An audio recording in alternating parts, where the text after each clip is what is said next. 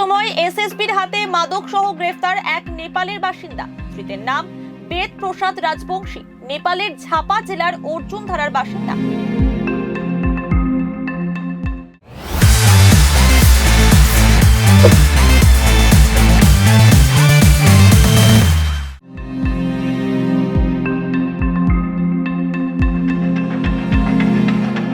শনিবার খড়িবাড়ির পানি ট্যাঙ্কি সংলগ্ন ভারত নেপাল সীমান্তের টহলদারির দায়িত্বে থাকা এসএসবির 41 নম্বর ব্যাটালিয়নের জওয়ানরা যুবককে আটক করে।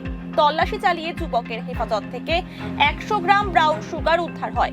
ধৃত যুবক পানি ট্যাঙ্কি থেকে নেপালে মাদক নিয়ে যাচ্ছিল। পরে ধৃত যুবককে খড়িবাড়ি পুলিশের হাতে তুলে দেয় এসএসবি। গ্রেফতার যুবককে আজ শিলিগুড়ি মহকুমা আদালতে তোলা হয়েছে। গোটা ঘটনার তদন্তে পুলিশ।